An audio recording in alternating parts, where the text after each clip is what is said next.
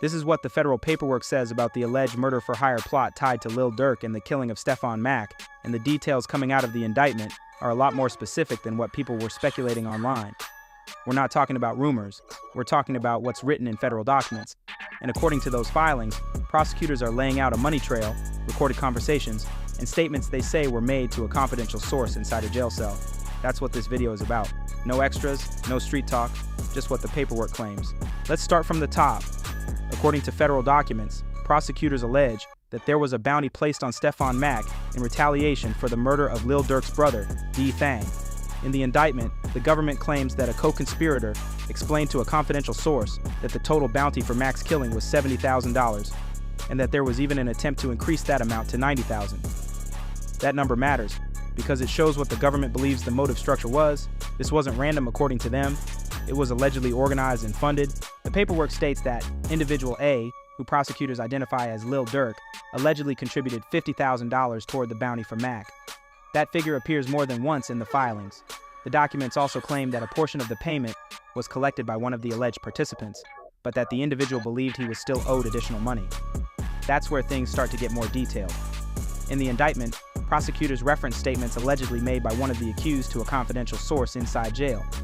According to the government, that individual described how much money was supposed to be paid and how much was actually received.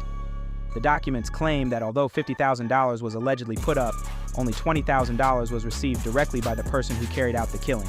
That leaves a difference of $30,000, and according to the paperwork, the accused allegedly told the confidential source that he believed he had been shorted. Now here's the part that makes this case even more complicated.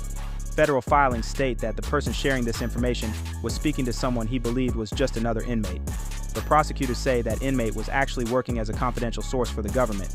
The indictment outlines that the conversations were later documented and used as part of the broader case. The government alleges that during these jail conversations, the accused explained the money breakdown, including the belief that additional funds were still owed. The paperwork claims that this context provides necessary background for understanding text messages and communications tied to the case. Now let's zoom out a little. The federal case doesn't just focus on money, it also lays out alleged actions taken after the killing. According to court documents, prosecutors say that evidence was left behind, including a phone that was allegedly left in a vehicle connected to the crime. The indictment also claims that the firearm used in the killing was later recovered after being discarded. Those details are not coming from social media, they're coming directly from federal filings. The paperwork further alleges that certain individuals acted as intermediaries, meaning they helped coordinate communication and allegedly facilitated payment. The name King Kin appears in connection with discussions about the bounty amount. Prosecutors claim that one co-conspirator told a confidential source that efforts were made to increase the bounty to $90,000. Again, that's what the government is alleging. The indictment also references additional individuals who allegedly provided smaller amounts of money. At one point in the paperwork, prosecutors mentioned that an additional $5,000 was given from another party. When added together, the accused allegedly claimed he was owed closer to $100,000 total. That's a significant jump from the original $70,000 figure. But here's the key point. None of this has been proven in court yet. These are allegations laid out by federal prosecutors. The case is ongoing, and the defense has not yet fully presented its side. What makes this situation even bigger is that this alleged murder-for-hire plot predates the killing of Lil Pab, which was connected to the Quando Rondo case. In the filings, prosecutors referenced song lyrics, including "Aha," as contextual evidence. That caught attention because the song was released before Lil Pab's death, leading to speculation about why the government included it. According to the indictment, prosecutors argue that the lyrics provide context about retaliation and intent. Whether that argument holds up in court remains to be seen, but it is part of the record. Now let's talk about how the alleged payment dispute came to light. The paperwork claims that one of the accused only discovered he had been shorted after another associate allegedly told him about the full amount that had been contributed. That conversation, according to prosecutors, is what triggered the realization that not all of the money made it to the intended recipient. From the government's perspective, that dispute becomes evidence. It shows knowledge of the bounty and awareness of payment distribution. The indictment also alleges that conversations between co-conspirators included references to meeting up to finalize payments.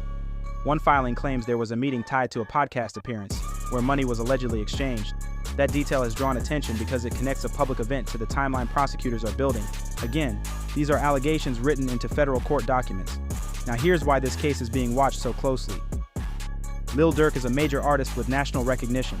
When someone of that level is named in a federal indictment involving a murder-for-hire conspiracy, it shifts from a local story to a national one. The government is not just alleging street-level violence. They are alleging a structured conspiracy with financial backing. That's serious. But federal cases operate on evidence, not headlines.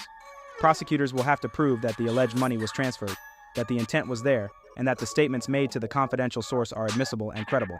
On the other side, defense attorneys will likely challenge everything. They may question the reliability of the confidential source. They may argue that statements were exaggerated or misinterpreted. They may dispute whether the money was actually tied to the crime at all. That's how federal trials work. One more important point from the paperwork: the indictment references cooperation from multiple individuals. That means some people allegedly involved have provided statements to investigators. Cooperation often plays a major role in federal conspiracy cases because it helps prosecutors build timelines and establish connections. But cooperation also raises credibility issues. Defense teams often argue that cooperating witnesses are motivated to reduce their own sentences. All of that will matter as this case moves forward. For now, what we have is this. Federal prosecutors allege that a $70,000 bounty was placed on Stefan Mack, that $50,000 was contributed by someone identified as Lil Durk, that only $20,000 was received by the alleged shooter, and that conversations about missing money were later shared with a confidential source inside jail. Those are the claims laid out in black and white.